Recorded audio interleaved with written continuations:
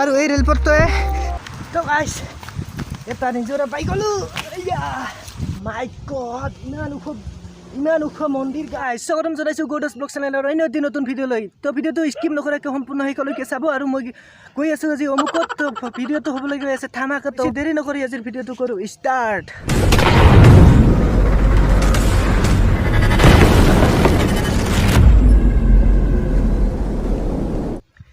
তো গাইছ মই বৰ্তমান আছোঁ বৰখাটাৰ সুন্দৰ প্ৰকৃতিৰ মাজত। আৰু দুয়োফালে পথাৰ আছে আৰু চাৰিওফালে পাহাৰে আগুৰি আছে। সুন্দৰ এটা প্ৰকৃতিৰ মাজত আছোঁ। তো আৰু কাষতে আছে বৰখাটা ৰেলৱে ষ্টেচন। দেখাই থাকিলে আমাৰ সময় নিমিলিব, তো ইয়াৰ পৰা যাব লাগিব সোনকালে। আৰু আজি বতৰটো সিমান ভাল নহয়, মানে ৰ'দ দিয়া নাই, ডাৱৰীয়া হৈ আছে আৰু বতাহ মাৰি আছে।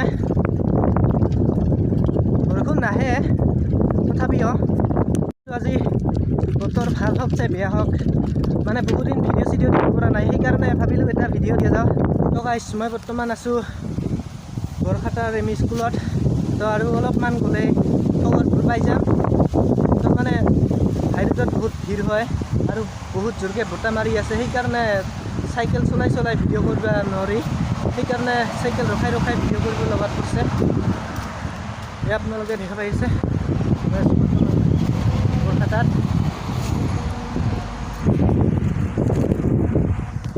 তো আৰু অলপ পিছতে খবৰবোৰ পাই যাম।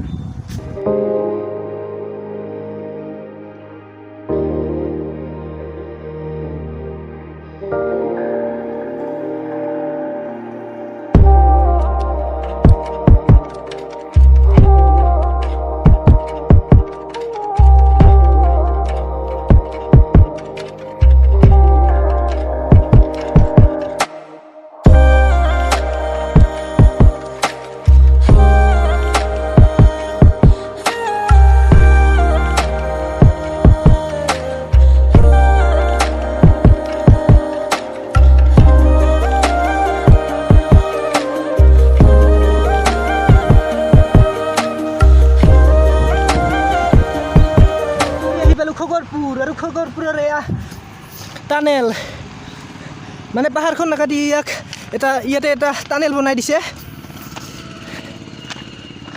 আৰু এই ৰেলপথটোৱে ধুবুৰী আৰু যোগীঘোপা সংযোগ কৰিছে।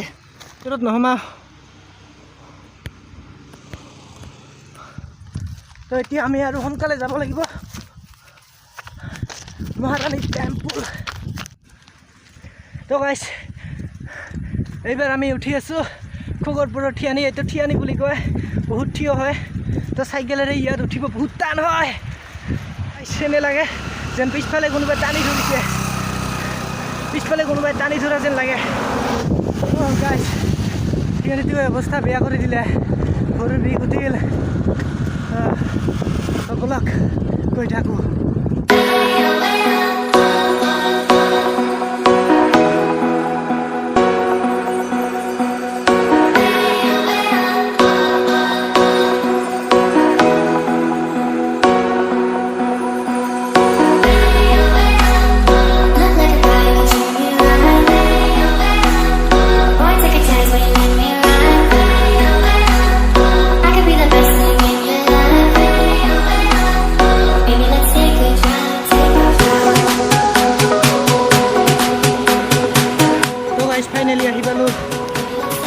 মা মহাৰাণী টেম্পুল। আপোনালোকে দেখা পাইছে মা মহাৰাণী টেম্পুল। তো বলক ভিতৰলৈ যাওঁ। মাই গড ইমান ওখ মন্দিৰ গাইছ, ইমান ওখ মন্দিৰ। মাই গড চাওকচোন, ইমান ওখ মন্দিৰ গাইছ। অসমৰ আটাইতকৈ ওখ মন্দিৰ হ'ল মহামৃত্যুঞ্জয় টেম্পল, আৰু নিশ্চয় 2 নম্বৰত চাগে এইটো হ'ব, ইমান ওখ মন্দিৰ গাইছ।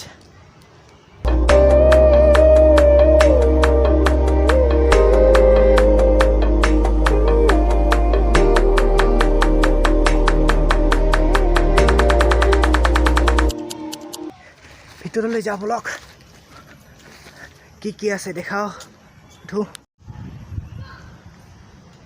গাইছ। এইটো হ'ল মা মহাৰাণী মন্দিৰ, আৰু এইফালে আছে মহাদেৱৰ মন্দিৰ, আৰু গণেশৰ মন্দিৰ। তো গাইছ আপোনালোকে জানাই যে দেৱতাসকলৰ এজন প্ৰথম পূজ্য আছে। তো সেইকাৰণে প্ৰথম পূজ্য শ্ৰী গণেশ বাবাৰ ওচৰত যাম, সেয়া কৰিম। তাৰপিছত মহাদেৱ বাবাৰ ওচৰত সেয়া জনাম আৰু তাৰপিছতহে মা মহাৰাণীৰ মন্দিৰত সেয়া জনাম। আৰু সকলোতকৈ আগত ভৰি হাত ধুই ল'ব আৰু সকলোতকৈ আগত মুখ হাত ভৰি ধুব লাগিব। তো সেইকাৰণে মুখ ধুই লওঁ আৰু তাৰপিছতহে আমি মন্দিৰত সোমাম। মুখ হাত ধুই ল'লোঁ, এতিয়া মন্দিৰলৈ যাওঁ।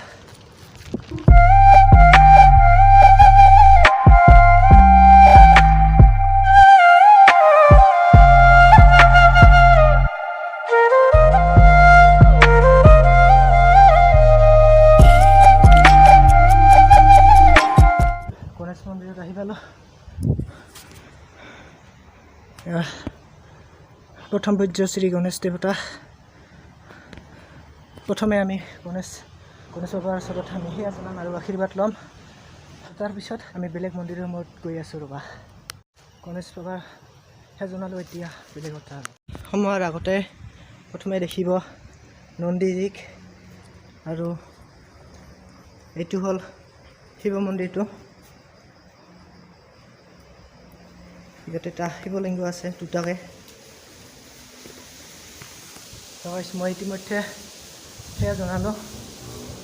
ইয়াতেও আছে এটা কথা সুধো ৰ'বা। ইয়াতে বলবম হয়, কোনোবাই যদি বিচাৰে মানে বলবমত জলাভিষেক কৰিবলৈ আহিব পাৰিব না? পাৰিব। যিহেতু কালিৰ পৰা 1 তাৰিখ না, এইবাৰ সোমবাৰতো বলবম থাকে। আহিব পাৰে না? তো কোনোবাই যদি বলবমত ইয়াত জলাভিষেক কৰিব আহিব বিচাৰে তেনেহ'লে আহিব পাৰে। ইয়াত শিৱলিংগ আছে আৰু ইয়াৰ বাহিৰৰ নাজাৰাটো দেখাইছোঁ এইবাৰ।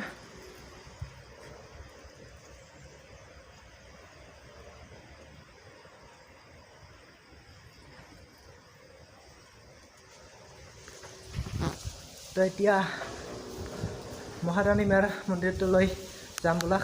ঢাক বাজা কাসর বাজা উলু দে আর শাখ বাজা, বছর পরে আবার এলো মাঝে। পুজো পুজো গন্ধ নিয়ে নতুন গানের ছন্দ নিয়ে শারদিয়ায় খুশিতে মন নাচে। খুড়া, ইয়াৰ মন্দিৰৰ উচ্চতাটো কিমান আছে? ওখটো 130 ফুট। আৰু ইয়াত সদায় ভক্ত আহে না? তো গাইছে আপোনালোকে শুনাই পালে মন্দিৰটোৰ উচ্চতা 130 ফুট। সেয়া জনোৱা হৈ গ'ল। তো আপোনালোকে দেখা পালে যে পুৰোহিতজনে ক'লে যে মন্দিৰটোৰ উচ্চতা হ'ল 130 ফুট আৰু মহামৃত্যুঞ্জয় মন্দিৰটোৰ উচ্চতা হৈছে 126 ফুট। তো তেনেহ'লে সেইটো হিচাপত হ'লে এইটো মন্দিৰে অসমত সকলোতকৈ ওখ মন্দিৰ হ'ব। তো ইয়াত আৰু বেছি সময় নাথাকোঁ। তো এইবাৰ আমি যাম ভগতপুৰ বজাৰত আৰু তাত গৈ কিবা খাই ঘৰত যাব লাগিব। আজি সিমান ভক্ত নাই। আৰু ইয়াত সেই শিৱ মন্দিৰটোত কোনোবাই যদি বিয়া হ'ব বিচাৰে তেতিয়াহ'লে সেই শিৱ মন্দিৰটোত আহিব পাৰে। আৰু কাইলৈৰ পৰা পবিত্ৰ শাওণ মাহ, শাওণ মাহৰ কোনোবাই যদি বলবমত আহিব বিচাৰে তেনেহ'লে ইয়াত আহিব পাৰে জলাভিষেক কৰিবলৈ। তো নিশ্চয় আহিব। তো এতিয়া অলপ বজাৰত গৈ কিবা খাই ঘৰত যাব লাগে। তো বলক বজাৰলৈ যাওঁ। হয়, কিন্তু আজি ইয়াত বজাৰ নাই, মানে বজাৰ বন্ধ আছে আজি। বলক গৈ থাকোঁ।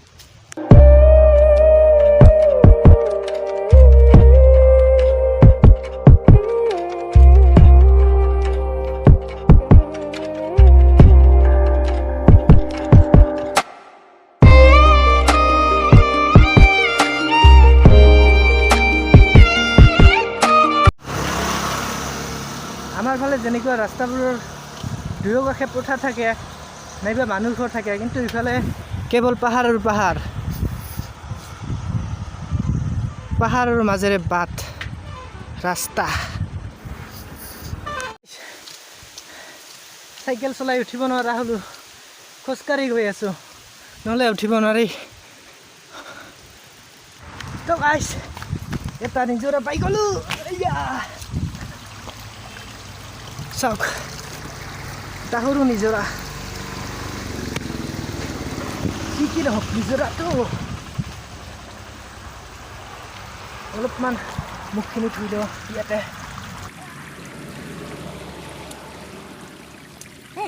বালিও আহে খাব নোৱাৰি গাইছ কেনে লাগিছে জনাব কমেণ্টত